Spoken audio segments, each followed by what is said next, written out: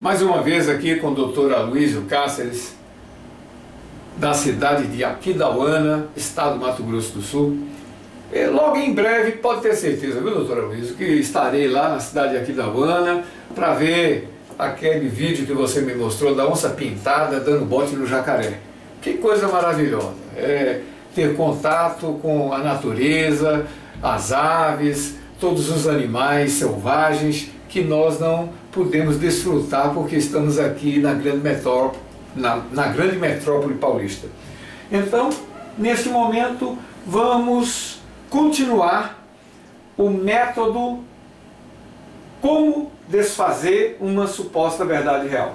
Todos podem observar que este método é feito com quadras. Aqui estamos com a primeira quadra, a segunda quadra, a terceira quadra e a quarta quadra. A partir do momento em que você começa a ler um assunto e este assunto traz com muita facilidade a rima para que você possa memorizar muito mais facilmente. Então o aprendizado fica muito mais leve, muito mais salutar e você já com a polpa vai ter a obrigação única e exclusivamente de fazer o suco. Eu espero que o Dr. Aloysio já tenha aprendido a fazer o suco, né? Agora resta saber se é morango, né? A vitamina de morango, de banana, ou um suquinho também de cajá, aquelas frutas tropicais lá do Nordeste, cajá, mangaba, né? Saputi, isso aí não tem lá no Mato Grosso não, viu, doutor? Então, vamos lá. Como desfazer uma suposta verdade real? Existem três verdades.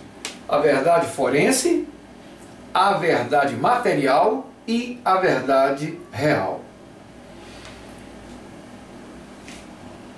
A dogmática, primeira linha, busca formações de opiniões. A opinião do doutrinador Klaus Rocham, a opinião do doutrinador Fernando Torinho, a opinião do doutrinador Hans Kelsen, Miguel Reale, assim sucessivamente. Mas a zetética procura se relacionar com a investigação. Porque uma coisa é você se relacionar com as opiniões dos doutrinadores, para poder ter esse conceito como norte. E outra coisa é você se relacionar com a investigação. Então a investigação ela é mais escorreita porque existe o laudo, e se este laudo ele for acompanhado pela defesa no par e passo, aí sim você pode pegar a zetética e aplicar a dogmática, porque o conceito sem a investigação escorreita, então ele fica completamente despido, vulnerável, através do questionamento das opiniões já formadas. Então, se você tem a investigação e o questionamento das opiniões já formadas, desde que a investigação tenha sido executada da forma correta, vai diluir as impurezas das más interpretações de muitos juízes de primeira instância que não têm a devida acuidade de saber como analisar a realização de como foi executado o inquérito, as investigações, como também a conclusão do inquérito policial pela autoridade policial na pessoa do delegado de polícia. E se dilui as impurezas, as más interpretações, pode-se ter uma sentença de forma ordeira. Então, isso faz com que seja impedido o magistrado de sentenciar inobservando a lei como foi legitimada no parlamento, cuja interpretação ela tem que ser de acordo com a própria lei e suas circunstâncias. Não o juiz se arvorando em ter o poder discricionário e com isso interpretar a sua maneira de ser e não da maneira com que a lei foi legitimada e deve ser interpretada. Aí, nesse caso, evita-se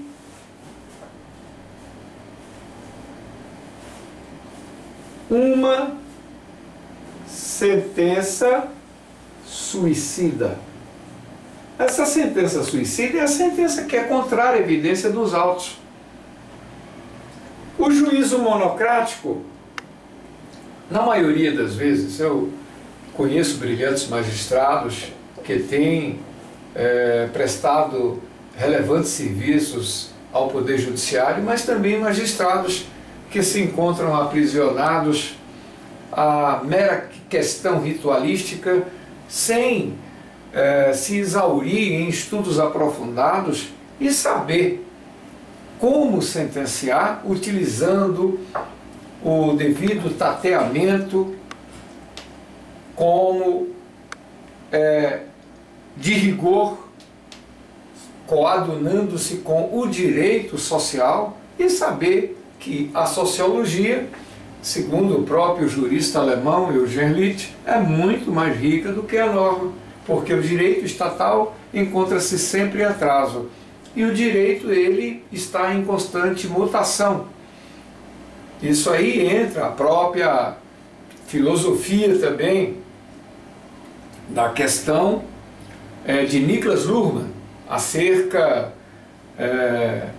da teoria dos sistemas. O juízo monocrático ignora a essência. Que essência?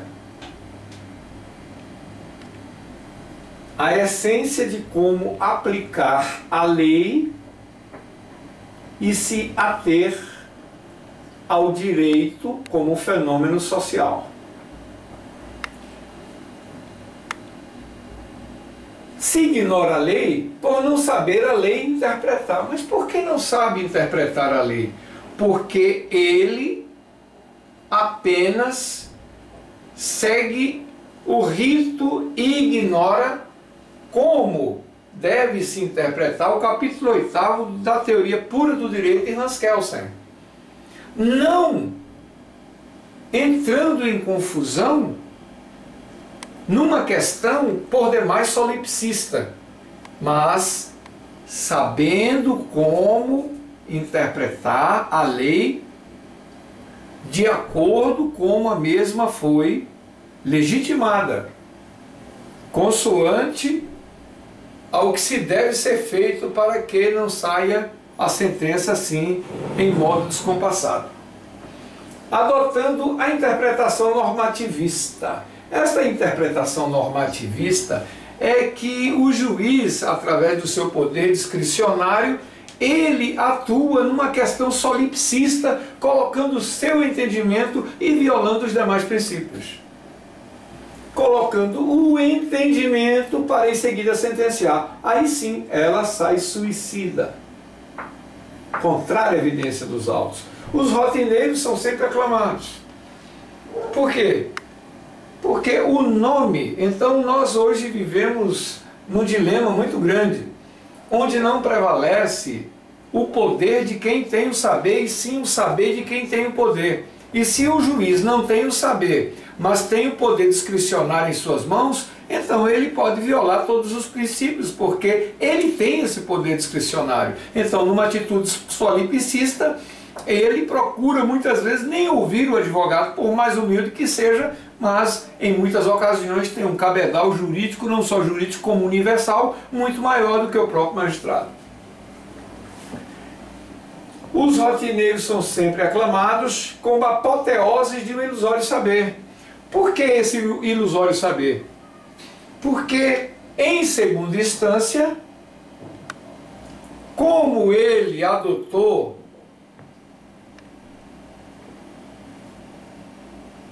o normativismo, colocando a sua parte solipsista por ter este poder discricionário e ignorando como a lei realmente deve ser interpretada, então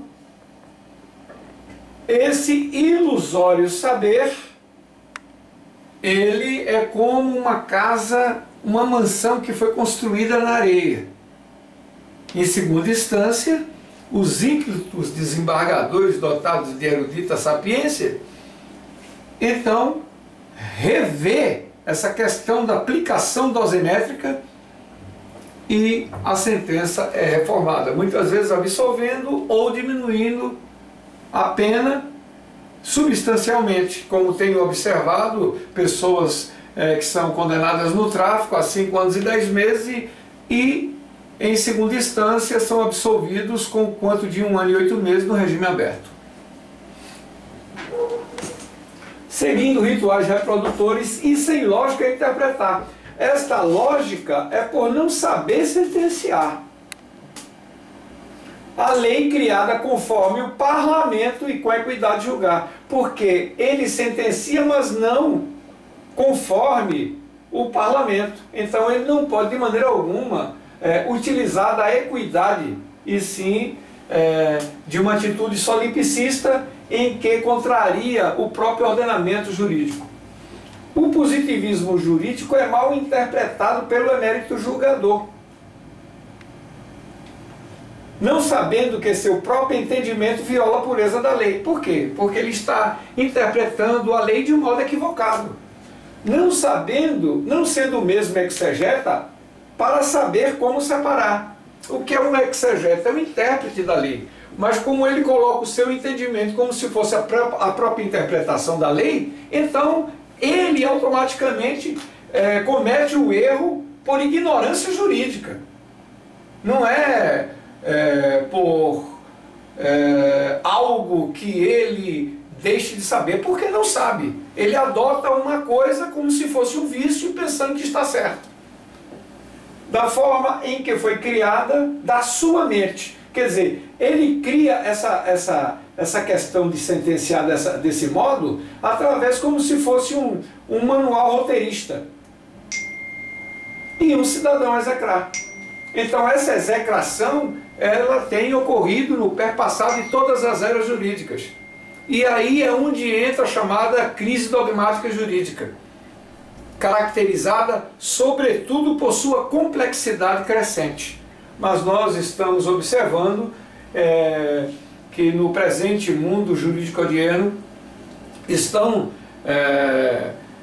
sendo aprovados no concurso da magistratura muitos juízes que têm essa ambição de enxergar além da própria lei, como o juiz Sérgio Moro, como outras relíquias jurídicas que são pessoas estudiosas e que estão entrando na magistratura não só para ter o poder em suas mãos, mas para escrever belíssimas páginas no sacerdócio da magistratura e fazer com que a lei realmente ela possa ser adequada na condição de fazer justiça e não através de uma simples imposição ditatorial, rompendo com isso todos os princípios normativos que regem a própria magistratura brasileira. A aula está encerrada, espero que todos possam entender como desfazer uma suposta verdade real. Então, essa suposta verdade real, se não for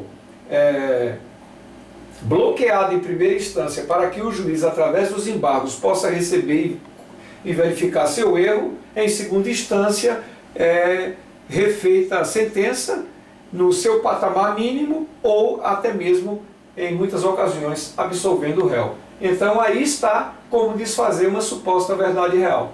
Porque muitas vezes essa verdade real não passa a ser a verdade real, e sim a própria verdade forense. A aula está terminada.